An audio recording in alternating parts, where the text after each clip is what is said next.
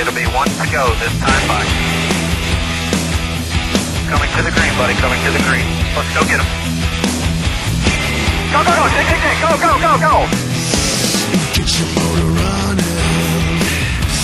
Head out on the highway. Upstairs, another question. Go ahead. Lee Spencer, Fox Sports for Brad. You come from a short track racing background from your family standpoint. What does it mean to win at a place like this? And for June, how soon do you think it's going to be before we see Brad run a cup race for Haas this year? For Haas? Man, did you know about that? You must have some surprises for me.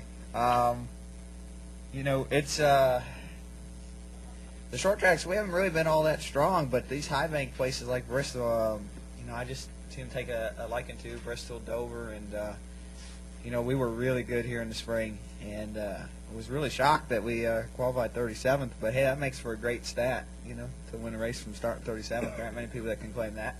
But you know, as far as short tracks, you know, I grew up racing tracks that probably had a little more banking and were aggressive like this track, and you know, I think I learned a lot from that and was able to apply that to when I came here my very first time. So you know, just love racing tracks like this. This is cool. I mean, this is, like I said before, this is as cool as it gets. You know, 100,000 fans in a bowl watching 43 Maniacs go around.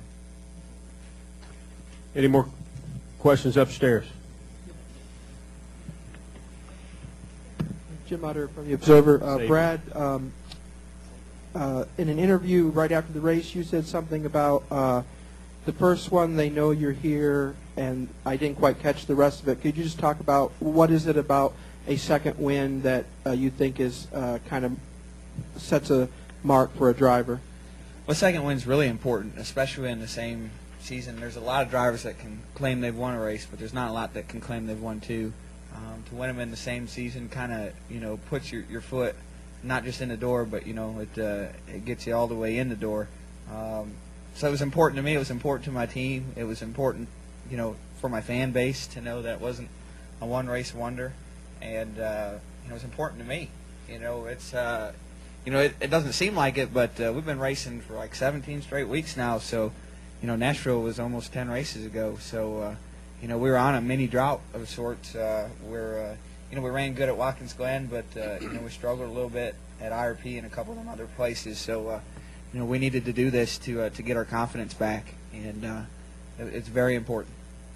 We'll come back downstairs here. I think Pockers has got one. Go ahead. Bob Pockers, NASCAR scene. Brad, can you just talk about what you saw when Clint wiggled? I mean, had he wiggled before, and were you concerned at all about him just totally losing it in front of you? Yeah, I was really concerned, because if he'd hit me, he'd have wrecked me for sure. But you know, this track is very, very challenging. I think we saw that in qualifying in the nationwide cars. The nationwide cars are a handful. You know, I got blisters on my hands from driving tonight. That's how hard these cars drive. They're tough. I think they might even be tougher from the COT cars, because you go through the corners so fast. It's hard to really explain it to you. And they're out of control. They got short wheelbase. You know, nice front ends on them. They got a lot of downforce. So you know, the way they go through those patches, they're very unpredictable. And I feel like also the tire that we run on is probably made more so for the COT car than ours, so it's a little less forgiving than what we need. And all those things just add up and make these cars really a challenge to drive. They're hard. Go ahead, Bob. You're on a roll. Go ahead. Brad, the Gibbs teams have won so many races, and they haven't won any of the last four. Regardless of what happened this week, do you feel like the other teams are catching Gibbs, or you know, why have you guys been able to put a dent in the season that they dominated so much? Well, I mean, that's a good question.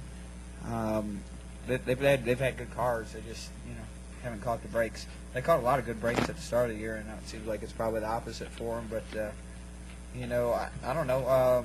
They're still just as good as they were. I don't know if anyone's caught up. I don't know if we were even behind.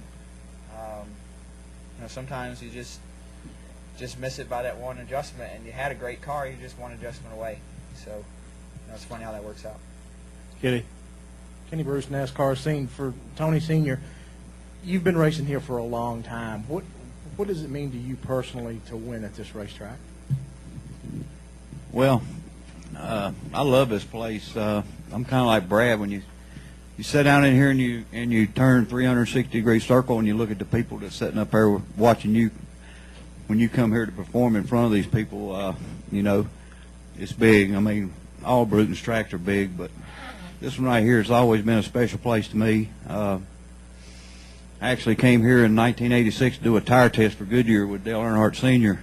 And when the test was over, I got to drive. So it was blacktop then. That's how long ago it was. So, you know, ever since the first time I came here, I fell in love with this place. And you know, we've always run good. The cars that we brought here, you know, me and Tony Jr., Dale Sr., Dale Jr., everybody that we've been involved with, all the cars we've ever brought here always ran good for some reason. We just work hard and love this place, and I don't know, when you love something, I think you work harder at it. So I think that's why we run good here, because we love to come here. Any more questions for our championship team? Bob? Brad, can you talk about the points and kind of where you see your Yeah, chances? I was just pointing out, I guess Carl had some problems, so that was big. Carl's really been performing very strong on a mile and a half. Kind of caught me off guard. He was struggling there earlier this year, and then, you know, Michigan, he killed everyone. So, you know, we need all the help we can get with that. I think we've been equal to, if not just a little better than Clint, across the board.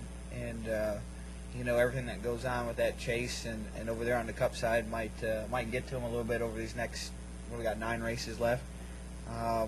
So 122 points is certainly something I think we can overcome. But we, you know, I said before today that we had to win races to have a shot at that, and we did exactly what we needed to do. It's kind of unfortunate he finished second right behind us. We didn't gain much on him, but you know, still, this is what we need to do. You know, we need to keep plugging away.